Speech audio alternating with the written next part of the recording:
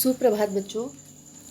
जैसा कि आपको पता है, हम हिंदी काव्यखंड के अंतर्गत श्रद्धा मनु पाठ का अध्ययन कर रहे थे, जिसे जयशंकर प्रसाद जी ने अपनी रचना कामायनी में लिखा है। कामायनी का एक अंश है ये, जो कि हमारे पाठ्यक्रम में संकलित है। 2 वीडियो इसके आपको मिल चुके हैं, इसलिए आज ये तीसरा भाग है, जिसमें कि हम पढ़ेंगे। कल हमने जहाँ से समाप्त किया था कि मनु श्रद्धा की सुंदरता का वर्णन करते हैं, और अंतिम पंक्तियाँ कल हमने पढ़ी थी। नील घन शावक से सुकुमार सुधा भरने को विधु के पास। कि श्रद्धा के नेत्र कैसे लग रहे थे?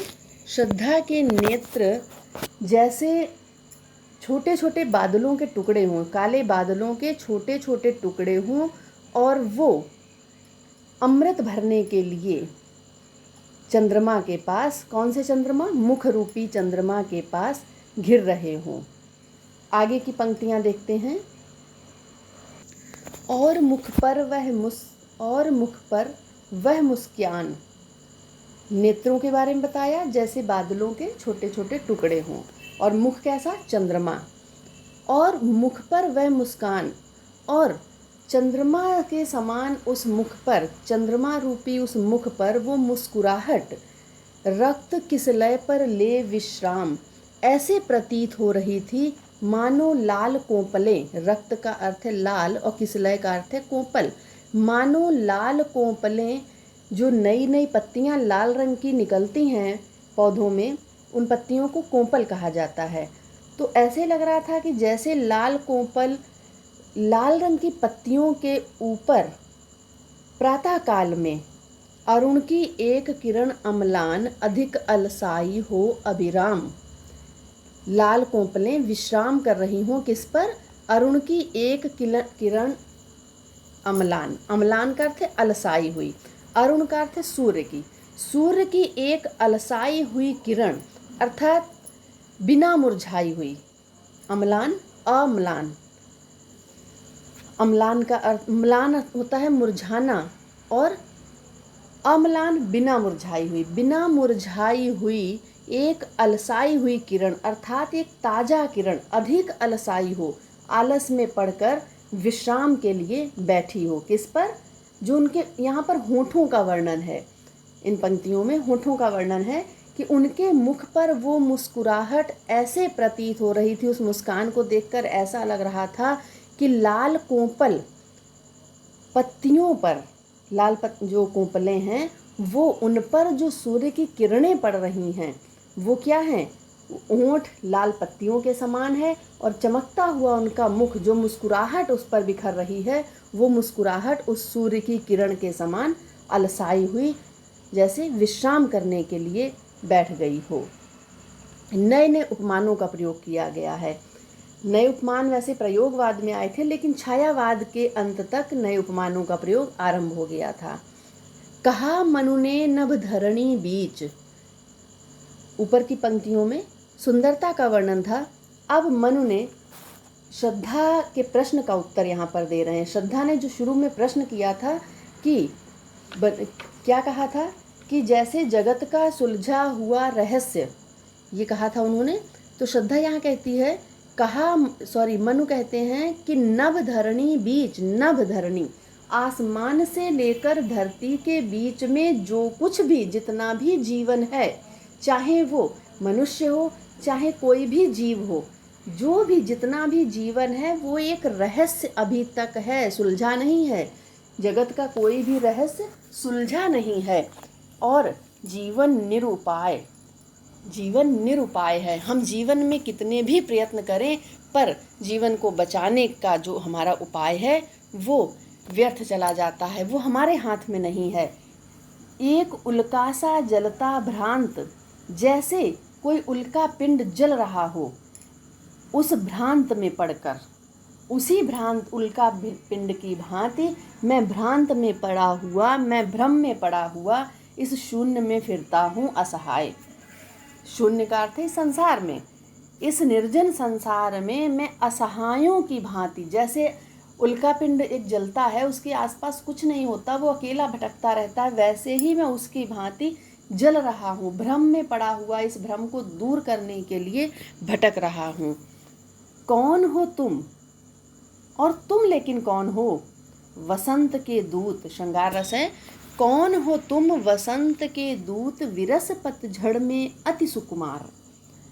तुम कौन हो जो वसंत के दूत के समान, वसंत का दूत कामदेव को कहा जाता है, जो वसंत के दूत, कोयल को भी कहा जाता है वसंत का दूत। तो यहाँ पर जो श्रद्धा की आवाज़, जो श्रद्धा के स्वर थे, उसे कोयल की भांति मनमोहक मधुर दर्शाया गया है। तो मनु पूछते हैं कि इस विरस पतझड़ में, इस रसहीन, यहाँ पर जीवन पतझड़ के समान हो गया है, जीवन दिख ही नहीं रहा है, इस पतझड़ में तुम वसंत के दूत के समान कौन हो? घन तिमिर में चपला की रेख, जैसे घने अंधकार में बिजली की एक रेखा चमक जाती है, और तपन में शीतल मंद बयार, और भीषण गर्मी में, जब बहुत ही भयानक गर्मी पड़ रही हो, उस समय हवा का एक शीतल हवा का एक हल्का सा मंद, एक हल्का सा झोंका भी शीतलता दे देता है। वैसे ही श्रद्धा का आना वहाँ पर कैसा था? शीतल मंद हवा की तरह, और जैसे घने बादलों में बिजली की एक रेखा प्रकाश देती है, वैसे ही श्रद्धा का आना मनु के लिए एक आशा की किरण था। लगा कहने आगंतुक व्यक्ति, शुरू में आपको बताया गया था कि हल्का अंधेरा था, इसलिए अभी तक केवल आवाज़ से पहचाना है दोनों ने कि स्त्री है पुरुष है अभी तक, और जितना मनु को दिखाई दिया हल्की सी रोशनी में, उतना उन्होंने वर्णन किया। आने वाला व्यक्ति जो आया था, कौन आया था? श्रद्धा आई थी। मिटाता उत्कंठा सविशेष, जो उत्कंठा का अर्थ है जिज्ञासा, मनु के हृदय में जो एक विशेष जिज्ञासा उत्पन्न हो रही थी कि कौन है ये जो इस निर्जन स्थान पर मेरे सम्मुख खड़ा हुआ है। उनकी जिज्ञासा को मिटाने के लिए श्रद्धा ने कहा, दे रहा हो कोकिल सानंद सुमन को ज्यों मधुमय संदेश। जैसे कोयल वसंत ऋतु के आने का संदेश, कोकिल का अर्थ है कोयल, सानंद का अर्थ है आनंद पूर्वक, सुमन का अर्थ है पुष्पों को, और मधुमय वसंत के आने का। जैसे कोयल पुष्पों को वसंत के आने का संदेश दे रही हो, ऐसे श्रद्धा की वाणी थी, ऐसे श्रद्धा के कोमल स्वर थे। भरा था मन में नव उत्साह, सीख लूं ललित कला का ज्ञान। श्रद्धा ने कहा कि मेरे मन में एक नया उत्साह जागृत हुआ था, मेरे मन में हिमालय के इस विशाल रूप को देखकर एक उत्साह जागा, और मैंने सुना कि यहाँ इस क्षेत्र में विभिन्न प्रकार की ललित कलाएं पाई जाती हैं। ऐसे लोग पाए जाते हैं जो विभिन्न ललित कलाओं के जानकार। ललित कलाएं होती हैं जैसे संगीत है, नृत्य है, ये सभी कलाएं ललित कलाएं कही जाती हैं। तो कहती है श्रद्धा कि मैंने सोचा, मेरे मन में भी उत्साह जागा कि मैं इन ललित कलाओं का ज्ञान प्राप्त करूं। इधर रह गंधर्वों के देश पिता की हूँ प्यारी संतान। इसी हिमालय क्षेत्र में रहने वाले गंधर्व राज की मैं इकलौती संतान हूँ, मैं प्यारी संतान हूँ उनकी, अर्थात उनके पिता गंधर्व राज थे, गंधर्वों के देश की वो राजकुमारी थी।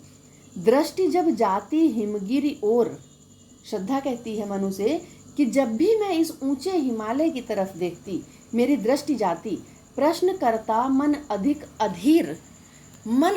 अधीर हो जाता, मन व्याकुल हो जाता, और स्वयं से ही मन ये प्रश्न करने लगता, धरा की यह सिकुड़न भयभीत आह कैसी है, क्या है पीर। श्रद्धा कहती मेरे मन में असंख्य प्रश्न उठते कि इतना विशाल हिमालय कैसे निर्मित हुआ, किस प्रकार इसका निर्माण हुआ, पृथ्वी इस स्थान पर आकर इतना क्यों सिकुड़ गई, पृथ्वी के सिकुड़ने के कारण ही इस विस्तृत हिमालय का निर्माण हुआ, क्या इसे कष्ट था, आह कैसी, क्या कष्ट था पृथ्वी को जो इतना अधिक सिकुड़ गई कि सिकुड़ कर ये ऊंचा हिमालय बन गया, क्या है पीर, क्या इसे दर्द था। यही मन में प्रश्न उठते रहे और बढ़ा मन, मन इन्हें जानने के लिए व्याकुल होता गया, बढ़ता गया। चले ये पैर, और पैर मन का साथ देते रहे, आगे बढ़ते रहे। शैल मालाओं का श्रृंगार, शैल का अर्थ है पर्वत, पर्वत मालाओं का श्रृंगार, पर्वत मालाओं की सुंदरता जैसे जैसे मैं देखती गई वैसे वैसे मेरा मन और अधिक जिज्ञासा से भरता गया। मन में और प्रश्न उठते गए कि और भी मैं जानकारी लूं। आँख की भूख मिटी यह देख, आह कितना सुंदर संभार, संभार का अर्थ है दृश्य।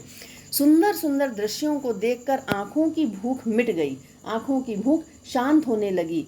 और यहाँ पहुँचते पहुँचते यहाँ देखा कुछ बलि का अन्न, जो यज्ञ किया जा रहा था। मनु तपस्या कर रहे थे हिमालय के क्षेत्र में, और उस बलिवेदी पर जो यज्ञ में आहुतियाँ डाली जाती हैं, इधर उधर जो अनाज बिखर जाता है, उसके बारे में श्रद्धा कहती है यहाँ पर कि मुझे यहाँ पर कुछ बिखरा हुआ अन्न, बलि का अन्न अर्थात यज्ञ का, बलिवेदी का अन्न कुछ बिखरा हुआ दिखाई दिया।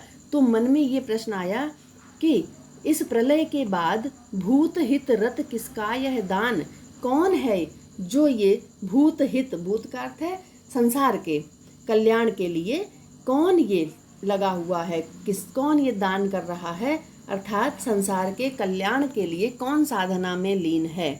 इधर कोई है अभी सजीव, तो मन में आया कि इस प्रलय के बाद भी अवश्य ही कोई अभी जीवित है।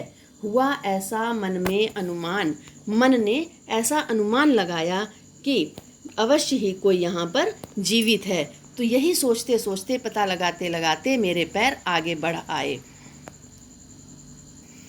तपस्वी क्यों इतने हो क्लांत, वेदना का यह कैसा वेग। जब मनु ने कहा था कि जीवन कितना निरुपाय, श्रद्धा कहती है कि हे तपस्वी, अभी तक नाम नहीं पता इसलिए तपस्वी कहकर संबोधित करती हैं कि क्यों इतने हो क्लांत, क्लांत का अर्थ है थके हुए, तुम जीवन से अपने इतने थके हुए, हताश निराश क्यों दिखाई दे रहे हो। वेदना का यह कैसा वेग, तुम्हारे मन में वेदना का, मानसिक कष्ट का, पीड़ा का ये कैसा एक ज्वार उठ रहा है। वेग गति के लिए वैसे तो कहा जाता है, लेकिन वेदना की गति अर्थात विचारों का, ये दुखों का कैसा प्रवाह चल रहा है जिसे तुम रोक नहीं पा रहे हो। आह कष्टमय एक यहाँ पर शब्द है ये कि श्रद्धा दुखी होती है मनु को दुखी देखकर। तुम कितने अधिक हताश, बताओ ये कैसा उद्वेग कि हे तपस्वी, तुम इतने हताश क्यों हो चुके हो जीवन से, क्या ऐसा है तुम्हारे जीवन में जिससे तुम इतने दुखी हो। और ये कैसा उद्वेग, ये मन में उद्वेग कैसा चल रहा। उद्वेग होता है आप मन में विचारों का द्वंद्व चल रहा, क्या सही क्या गलत, निश्चय ना कर पाना कुछ भी। दुख की पिछली रजनी बीच, अब श्रद्धा मनु को आशा का संचार करती है, मनु में इन वाक्यों के द्वारा समझाती है उसे कि जो भी देखा तुमने, प्रलय देखी, प्रलय हुई, तो वो सृष्टि का नियम है, जब एक चीज़ बिगड़ेगी तब नई का निर्माण होगा। और जिस प्रकार दिन के बाद रात, रात के बाद दिन, सुख के बाद दुख, दुख के बाद सुख, ये क्रम एक चक्र की तरह चलता रहता, पहिए की तरह चलता रहता है, उसे कोई भी नहीं रोक सकता। दुख की पिछली रजनी बीच विकसता सुख का नवल प्रभात। दुख की जो रात है, रजनी का अर्थ है रात, क्या बताया कि जो प्रलयकालीन दृश्य देखकर मनु का मन दुखी था, तो श्रद्धा उन्हें व्यथित और निराश देखकर कहती है कि हे मनु, हे तपस्वी, नाम नहीं पता भी, हे तपस्वी तुम इतने परेशान क्यों हो, जरा विचार करो। जब दुखों की रात बीतती है तो सुख का एक नया सवेरा, नवल प्रभात, नया सवेरा विकसित होता है, खिलता, विकसता का अर्थ है खिल जाता है। सुख का एक नया सवेरा खिल उठता है, विकसित होता है। पहले दुखों का अनुभव करो, उसके बाद जब सुख आता है तो उस सुख की बात ही अलग होती है। अगर दुख नहीं आएगा तो हम सुख और दुख में अंतर कैसे कर पाएंगे। हार नहीं होगी तो हार और जीत का अंतर हमें कैसे पता होगा। इसलिए दोनों ही आवश्यक हैं जीवन के लिए। एक पर्दा यह झीना नील छिपाए है जिसमें सुख गात। एक ये झीना सा, झीना बिल्कुल पतला हल्का सा, एक ये झीना सा हल्का सा पर्दा है नीले रंग का, क्या है वो? दुख। दुख वास्तव में नीले रंग का एक झीना पतला सा हल्का सा पर्दा है जो जिसमें सुख लिपटा हुआ रहता है। सुख अपना शरीर, गात का अर्थ है शरीर, जिसमें सुख अपना शरीर छिपाए रहता है। कहने का आशय ये है श्रद्धा का कि दुखों में ही सुख छिपे रहते हैं। केवल हमें दुख को हटाने की देर है, दुख का वो पर्दा हटाना है, उसके नीचे सुख अवश्य मिलेगा। जिसे तुम समझे हो अभिशाप, जगत की ज्वालाओं का मूल, ईश का यह रहस्य वरदान, कभी मत जाओ इसको भूल। आगे श्रद्धा क्या कहती है कि जिसे तुम समझे हो अभिशाप। मनु ने कहा, बीच में कहा था कि ये जीवन निरुपाय है, हम इसे चाहकर भी कुछ नहीं रोक नहीं सकते। जब ईश्वर चाहता है, जब ये विधाता चाहता है, तब प्रलय लाकर और सारी सृष्टि को समाप्त कर देता है, इस धरती से जीवन का नाम ही मिटा देता है। तो श्रद्धा कहती है कि तुम जिसे अभिशाप समझ रहे हो, जीवन अभिशाप नहीं है। जो प्रलय तुमने देखा, तुम उसे संसार के दुखों का कारण समझते हो कि संसार इससे पूरे संसार में दुख छा गया, सब समाप्त हो गया। वो दुख नहीं है, वास्तव में वो क्या है? वो जगत की ज्वालाओं का मूल। जितनी भी ये संसार की जो ज्वालाएं हैं वो क्या है? जो ज्वालाओं से तात्पर्य यहाँ पर दुख कर, संसार के सभी दुखों की जड़ क्या है? ईश्वर, सुख और दुख में अंतर ना समझना, अब जीवन के सही अर्थ को ना समझ पाना। ईश का यह रहस्य वरदान, ये तो ईश्वर का एक वरदान है जो रहस्यों से भरा हुआ है। मनुष्य का जीवन, पृथ्वी पर जो भी जीवन है वो ईश्वर का दिया हुआ एक रहस्यमय वरदान है। कभी मत जाओ इसको भूल, और इसे तुम कभी मत भूलो, इस बात को सदैव याद रखो। कहने का भाव ये है कि प्रलय को तुम अभिशाप समझते हो, ये तुम्हारा भ्रम है। प्रलय अभिशाप नहीं है। प्रलय नहीं आएगी तो नवीन सृष्टि का उदय कैसे होगा, नई सृष्टि का निर्माण कैसे होगा? और तुम सौभाग्यशाली हो जो ईश्वर ने तुम्हें शेष छोड़ा है, तुम उस सृष्टि के संचालक बनोगे। इसलिए अपने लिए ईश्वर का रहस्य वरदान, इसलिए अपने इस जीवन को ईश्वर का रहस्यमय वरदान समझो। बहुत ही सुंदर वर्णन यहाँ पर जयशंकर प्रसाद जी ने किया है, और वास्तविकता भी यही है कि दुख के बाद ही हमें सुख की वास्तविक अनुभूति होती है। जो आनंद मिलता है सुख में, वो दुख आने के बाद ही। अगर लगातार आपको सुख मिलेगा तो आप उस सुख का भी महत्व खो देंगे, उस सुख की खुशी धीरे धीरे कम होने लगती है। लेकिन दुख के बाद जब सुख आता है तो उसकी खुशी ही अलग होती है। कहने लगे कहने मनु सहित विषाद, मधुर मारुत से ये उच्छ्वास। श्रद्धा की बात को सुनकर मनु विषाद पूर्वक, कष्ट पूर्वक, दुखी होते हुए, बहुत दुखी होते हुए श्रद्धा से कहते हैं, और मधुर मारुत, मारुत का अर्थ है हवा, एक मधुर सुगंधित हवा के समान उनकी जो उन्होंने लंबी, उच्छ्वास का अर्थ है लंबी सांस, जो उन्होंने आह भरी, वो आह, वो लंबी सांस सुगंधित मधुर हवा के समान थी। अधिक उत्साह तरंग अबाध उठाते मानस में सविलास। कहते हैं मनु कि तुम्हारी ये बातें, कि हे आगंतुक व्यक्ति, तुम्हारी ये बातें मेरे मन में उत्साह तो उठा रही हैं, उत्साह की अबाध तरंगें तो पैदा कर रही हैं। अबाध मतलब जो जिसे रोका नहीं, बिना किसी बाधा के। अबाध तरंगों, अबाध लहरें उठ रही हैं उत्साह की। मानस में सविलास, जो प्रसन्नता तुम मेरे मन में जगाना चाह रही हो, वो उसकी लहरें मेरे मन में उठ तो रही हैं, लेकिन फिर लेकिन पर आकर रुक जाते हैं। लेकिन जीवन कितना निरुपाय है, फिर से वही बात, लिया है देख नहीं संदेह, मैंने अपनी आंखों से देखा है, इसमें कोई भ्रम नहीं है। श्रद्धा ने कहा था ना कि तुम्हारा भ्रम है, तो मनु कहते हैं इसमें कोई भी भ्रम नहीं है।